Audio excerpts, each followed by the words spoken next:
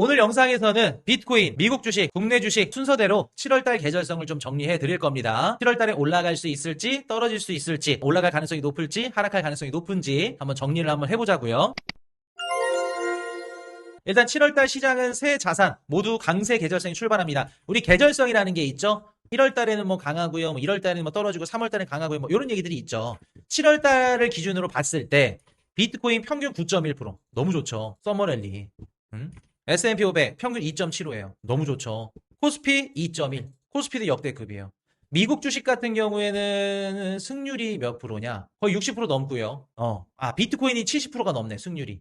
그리고 미국 뭐 코스피도 그렇고 미국 주식도 그렇고. 자, 그러면 7월 달 미국 주식, 비트코인, 코스피 다 승률이 좋거든요. 계절성은. 그럼 좀 각각 세부적으로 어떤 일들이 있는지, 어떤 것들 우리가 좀 봐야 되는지 한번 들어가 볼게요. 자, 비트코인부터 먼저 들어가 보겠습니다.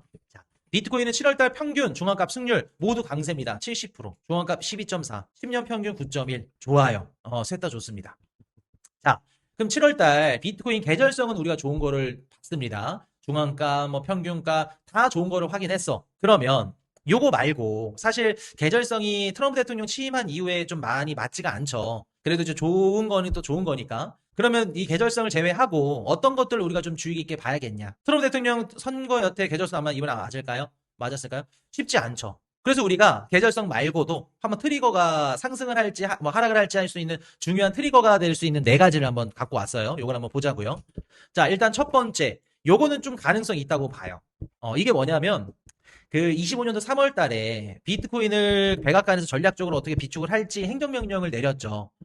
근데 그때 행정명령을 내리고 나서 지금 1년 가까이가 지나고 났는데도 구체적인 운영 방안이 없어요. 매수 전략이나 보유량 이런 것들이 없어. 근데 얼마 전에 그 비트코인 크리프 그 컨퍼런스에서 그 담당자가 얘기를 했죠. 몇 주 안에 발표를 할 거다.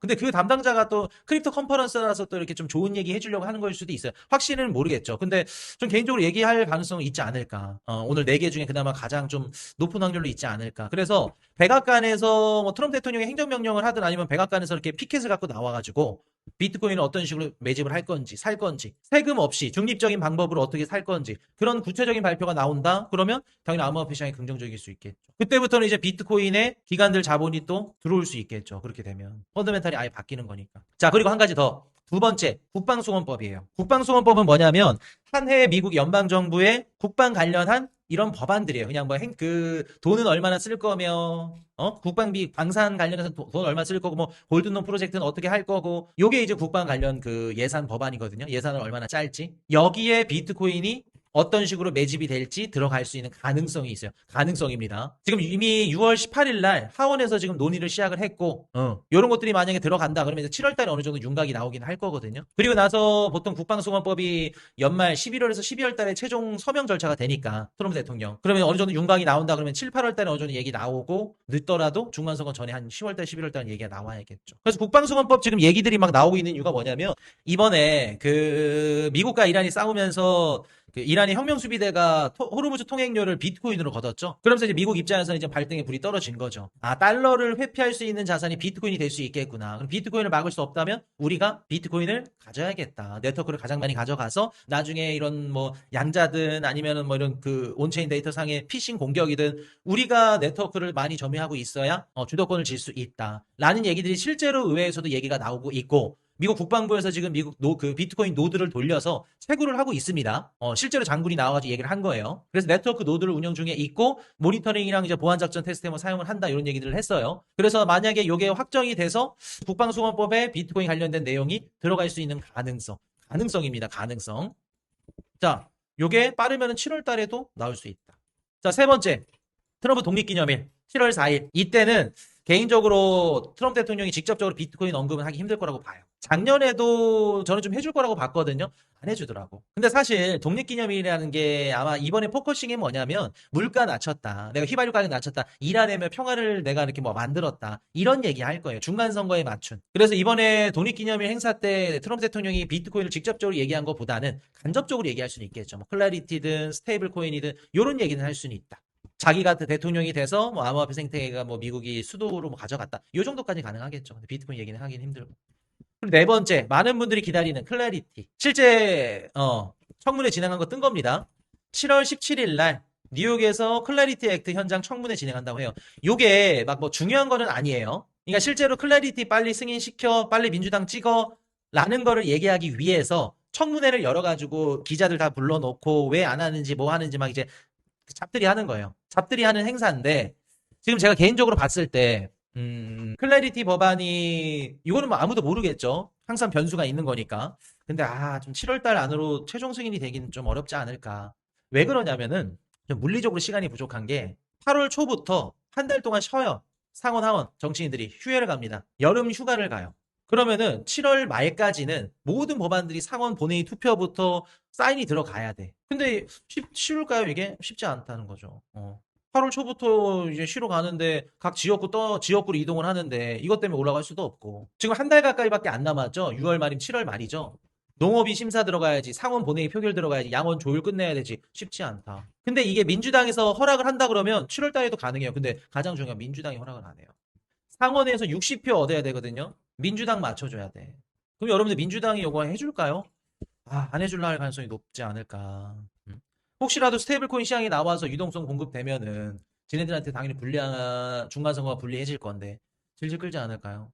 그래서 이게 아싸리 막 4월달, 5월달 진짜 가을에 베센트 재무장관이 얘기한 것처럼 요때 됐으면 가능성이 높겠지만 제가 예전에도 한 몇 달 전에 요 얘기 드렸었죠. 7월달, 8월달로 가면 갈수록 희박하다, 쉽지 않다. 왜? 8월, 9월, 10월은 아무리 일정이 막 널널하고 뭐 하더라도 얘네들 다 그 중간선거 들어가요. 준비를. 상원, 하원.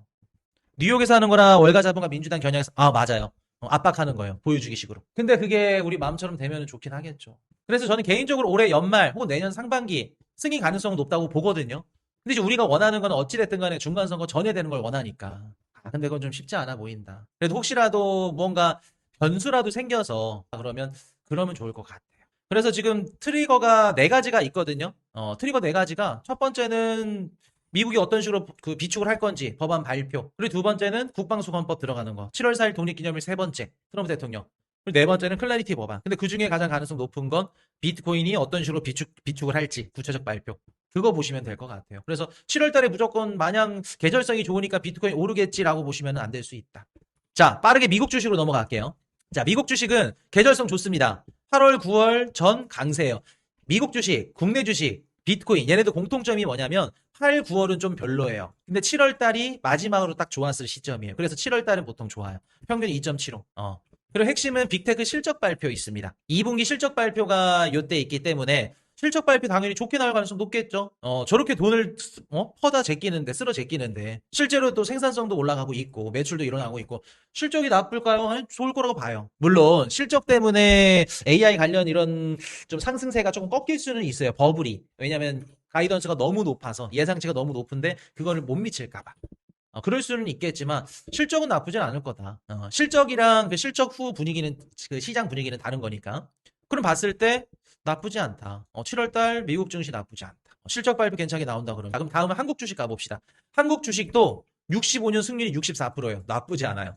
평균 수익률 2.1%. 외국인 매수 우위 66.7%. 보통 7월달에 외국인 매수세가 많이 들어와요. 기업들 실적 발표에 기대감도 있고. 그래서 보통 7월달에 코스피가 좋습니다. 평균 순매도 4,600원. 그러면 한 가지. 만약에 AI 반도체 하드웨어 섹터가 7월 달에 안 무너진다. 그러면 코스피 나쁠 이유는 없겠죠. 그리고 7월 1일부터 좀 많이 바뀌는 게 뭐냐면 코스닥이 재편이 되죠. 코스닥이 3단계로 나뉜다고 합니다. 시가총액 낮은 애들은 이제 상장 폐지되는 거예요.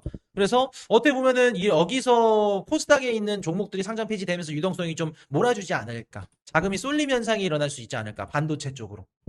그렇게 생각을 해봅니다. 그럼 7월달 한국의 뭐 SK하이닉스든 삼성전자든 나쁘지 않다 이거예요. 자, 그럼 가장 중요한 거 국내 증시, 비트코인, 뭐 한국 증시 다 포함되는 매크로 변수 한번 잘 짚어봅시다. 일단은 첫 번째, 호르무즈 해협이 지금 정상화가 됐죠. 열렸죠. 근데 이게 만약에 다시 닫힌다던가 아니면 열려있는 게 계속 유지가 된다던가 요거를 우리가 지켜보셔야겠죠. 이미 6월 17일 날 MOU를 맺기는 했어요. 근데 이게 언제든지 또 빠그라질 수가 있어. 이스라엘이 또 레바논을 때리게 되면 깨질 수가 있겠죠. 그래서 이런 부분들 우리가 신경을 써야 된다. 그래서 일단은 호르무즈 해협이 다시 잠기는지 아니면 계속해서 열려 있는지 그거를 지켜보셔야 된다는 거죠. 자, 그리고 두 번째 이어서 석유값이 떨어져야겠죠. 원유값이. 해협이 열려 있는다 그러면 다시 전쟁 전후로 한 $60대 다시 안착할 수 있는지 없는지. 유가가 떨어져야 연준이 뭐를 할 수 있어요? 금리를 내려줄 수 있겠죠. 지금 트럼프 대통령이 법무부를 통해서 미국의 그 원유 기업들 지금 조사 시작했죠? 뭔 뜻이에요? 너네 휘발유 가격 너네들이 감수하면서 내려. 그 얘기하는 겁니다. 중간선거 전까지 휘발유 가격 무조건 내려. 그냥 어거지로 그냥 끌어내리는 거예요. 그럼 여러분들 봅시다. 국제유가가 떨어지면 연준이 뭐를 해줄 수 있을까요? 엊그저께 6월 18일 날 연준이 금리를 올려야 될 수도 있습니다. 매파적으로 얘기를 했지만 7월 달 발표되는 미국 CPI 그리고 7월 30일 날 FOMC 열려서 캐비너시가 근데 호르무즈 해협이 지금 정상화가 한 2달 가까이 됐고 유가가 떨어지고 있는데 이거 나쁘지 않겠는데요? 금리를 올린다는 것보다 일단은 동결이 좀 나을 것 같습니다. 그리고 나서 AI 생산성이 향상이 되면 금리를 내릴 수도 있습니다. 얘기를 해주면 어떻게 될까요? 7월달 나쁘지 않을 수 있겠죠. 자, 그리고 한 가지 더. 7월 7일 스페이스X 나스닥 100 편입이 들어가거든요. 내가 스페이스X가 싫고 일론 머스크가 싫더라도 무조건 스페이스X 주식을 사야 돼. 담아야 돼. 이런 환경들이 어떻게 된다? 전반적으로 자산시장에 또 유동성을 넣어줄 수 있는. 또 7월 초면은 1월부터 6월까지 또 상반기 리밸런싱 끝나고 7월 달부터 다시 또 기관들이 매수를 시작하죠. 새로운 포트폴리오로. 우주 섹터로 또 자본이 들어올 수 있겠구나. 그러면은 지금 우주 섹터에 물려 계신 분들도 7월 초에 우리가 기대를 해볼 수 있겠죠. 국장에도 우주 섹터 있잖아요. 하나에로스페이스나 뭐 LIG 넥스원이나 이런 애들 우리가 볼 수 있겠죠. 뭐 우주 뭐 방산까지 더 넓게 보면은. 그리고 요거는 조금 안 좋은 거 여름철 거래량 감소가 되죠. 휴가 시즌이기 때문에 호가창이 얇아져서 변동성이 좀 커질 수도 있다. 그래서 7월달 좀 전반적으로 봤을 때 나쁘지는 않다. 계절성 셋 다 미주 뭐 국장 아니면 암호화폐 나쁘지 않다. 셋 다 괜찮다. 근데 가장 중요한 건 유가 떨어져야 되고 연준의 스탠스가 가장 중요하다. 물가 떨어져야 되고 그렇게 돼야 전반적으로 모든 세계의 자산시장이 올라갈 가능성이 높다. 그리고 암호화폐 시장은 아까 네 가지 변수 그게 만약에 성공적으로 터져서 연준의 금리 인하까지 받쳐준다고 하면 나쁘진 않겠죠. 그래서 계절성은 좋지만 매크로 변수를 좀 더 중요하게 봐야 되는. 그리고 상대적으로 봤을 때 미국 주식이나 그 국내 주식이 조금 더 나을 수 있고 반도체 하드웨어 섹터는 미국 주식도 좀 괜찮을 수 있고 암호화폐는 아까 네 가지 트리거가 터져야 같이 괜찮을 수 있다. 그렇게 보시면 되겠습니다. 그래서 7월 달에는 아마 제가 개인적으로 생각을 하는 게 하반기 상승으로 갈지 하락으로 갈지 좀 분기점이라고 봐요. 굉장히 중요한 시점이라 보고 7월 달도 들어가서 또 얘기를 드릴게요. 그래서 앞으로 우리 정규 방송에서 이제 매달 말일쯤에 앞으로 다음 달 계절성 이렇게 알려드릴 거예요. 미국 주식, 국내 주식, 그리고 비트코인까지 이렇게 해서 총 정리를 해드릴 거라는 거 말씀을 드리고 오늘은 여기까지 하도록 하겠습니다.